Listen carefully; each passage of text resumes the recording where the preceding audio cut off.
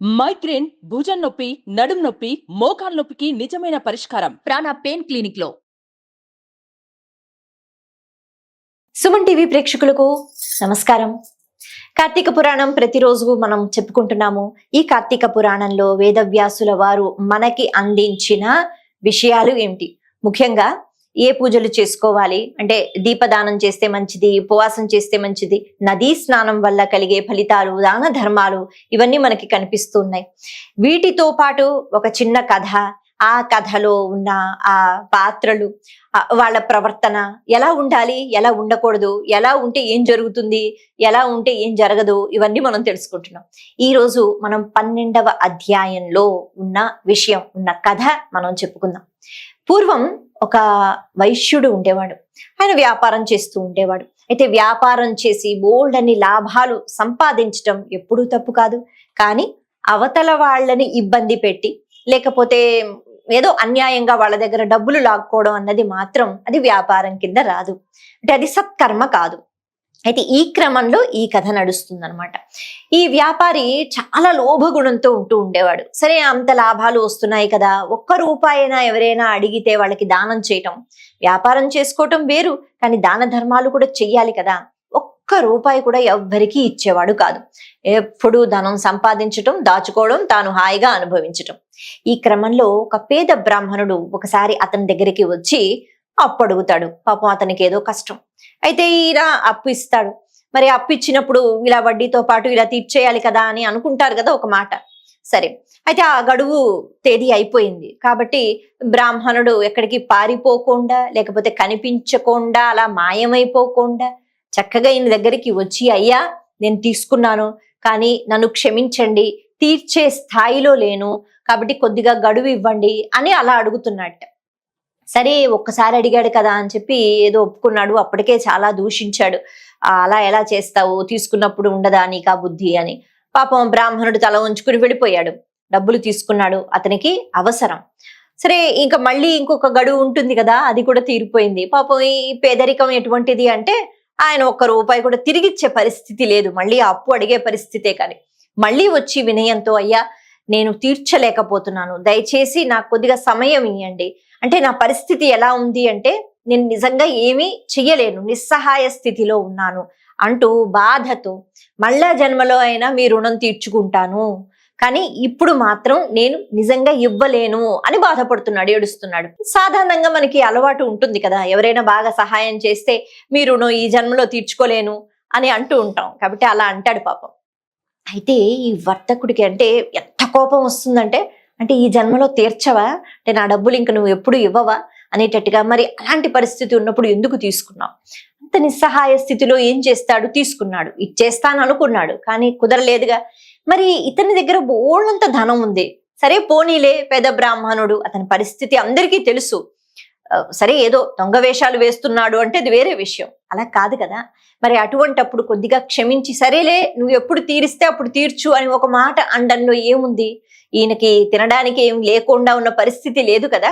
ఎంత కోపం వచ్చింది అంటే కత్తి తీసి ఈ బ్రాహ్మణుడిని పొడిచి చంపేశాట. తీర్చవా అంటే ఈ జన్మలో నువ్వు డబ్బులు ఇవ్వవా, మళ్ళా జన్మలోనా అని చెప్పి కోపంతో. అంటే కోపము మనిషిని ఏమేం పనులు చేయిస్తుంది ఆలోచన చేసుకోవాలి.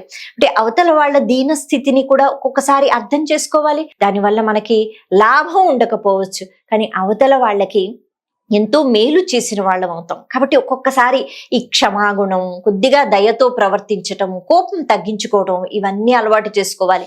ఇవేమీ లేవు ఈ వైశ్యుడికి. కాబట్టి ఏం చేశాడు, పొడిచి చంపేశాడు, అయిపోయింది. చచ్చిపో, నువ్వు ఇవ్వకపోతే చచ్చిపో, నీకు ఇదే పని అని. సరే, మరి పాపం ఆ బ్రాహ్మణుడు అలాగే చచ్చిపోయాడు. అయితే ఎవరైనా చెప్తారా అంటే ఇప్పుడు కథల్లాగా పోలీసులు వచ్చారా, తీసుకుని వెళ్ళారా, ఇవేం మనకి కథలో ఉండదు. ఘోర పాపం చేశాడు, కానీ ఆనందంగానే బ్రతుకుతున్నాడు. ఎందుకు అంటే బోళ్ళంత డబ్బు ఉంది. అది ఈ లెక్కలన్నీ భగవంతుడి దగ్గర ఉంటాయి కదా, భగవంతుడు నిర్ణయం తీసుకుంటాడు. బట్ ఈ కాలంలో అలా అలా అలా మొత్తానికి డబ్బులు దాచుకుని, ఇలాగే దోచుకుని ఈ వ్యక్తి చనిపోయే సమయం వచ్చింది, చనిపోయాడు. చనిపోతే ఎక్కడికి వెళ్ళిపోయాడు యమలోకానికి. అక్కడ నరక బాధలు పెడుతున్నారట, బాధలన్నీ అనుభవిస్తున్నాడు. ఎందుకు అంటే చేసిన పనులు అటువంటివి కదా. సరే, అయితే ఇతనికి ఒక కుమారుడు ఉన్నాడు. అతడు మాత్రము చాలా మంచివాడు. అంటే అతను ఎప్పుడు లోభగుణంతో ఉండేవాడు కాదు. చిన్నప్పుడంతా చూస్తూ ఉండేవాడు తండ్రి యొక్క ప్రవర్తన, ఎవ్వరికి ఏమి ఇవ్వకపోవడం, అందరి మీద అరవడం. పెద్దయిన తర్వాత మరి ఇంత సొమ్ము దాచిపెట్టాడు కదా తండ్రి, దాన్ని మంచి కర్మల కోసం ఉపయోగిస్తూ ఉండేవాట. ఎన్నో దాన ధర్మాలు చేస్తూ ఉండేవాట. భూదానం అని, లేకపోతే ఎవరికైనా సహాయం చేయాలని అన్ని చేస్తూ ఉండేవాడు.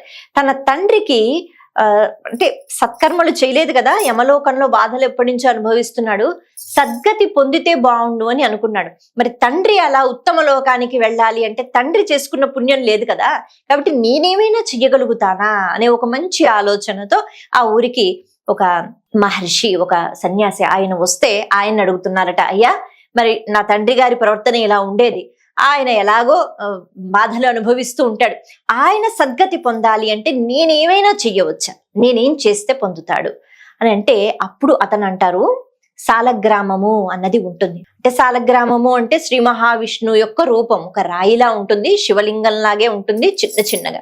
అంటే మనకి శివలింగం అనేటప్పటికి ఇంత చిన్నది ఉంటుంది, ఇంతది ఉంటుంది, అమాంతంగా అంత పెద్దది కూడా ఉంటుంది కదా. కానీ ఇక్కడ సాలగ్రామాలు అంటే అంతంత పెద్దవి అని కాదు, కానీ చిన్న చిన్న రాళ్ళల్లా ఉంటాయి, మనకి శివలింగాల్లా ఉంటాయి. వాటిని సాలగ్రామాలు అంటారు. అది విష్ణు తత్వాన్ని బోధించేదనమాట. కాబట్టి ఈ సాలగ్రామాలని తీసుకో, వాటికి పూజ చెయ్యి, అలాగే వాటిని దానం చెయ్యి అంటే మనకి ఈ అధ్యాయంలో సాలగ్రామ పూజ, దాని దానం యొక్క ఫలితము కనిపిస్తూ ఉంటుందన్నమాట. అలా అన్న వెంటనే ఈ వ్యక్తికి ఆశ్చర్యం వేస్తుంది. ఒకటి, సాలగ్రామం గురించి తెలియదు, ఇంకొకటి తెలుసుకున్న తర్వాత చాలా హేళనగా మాట్లాడాడట. ఒక రాయి దానం చేస్తే నా తండ్రి, ఎక్కడో బాధలు పడుతున్న తండ్రి సద్గతి పొందుతాడా? అలా ఎలా? నేను భూములు దానం చేస్తున్నాను, బంగారం దానం చేస్తున్నాను, గోదానం చేశాను, మరి బోళ్ళంత ధనం ఇస్తున్నాను, అలా చెప్పండి, కానీ ఒక రాయి ఇస్తే ఏం లాభం అన్నట్ట. అది రాయి కాదు, సాలగ్రామం.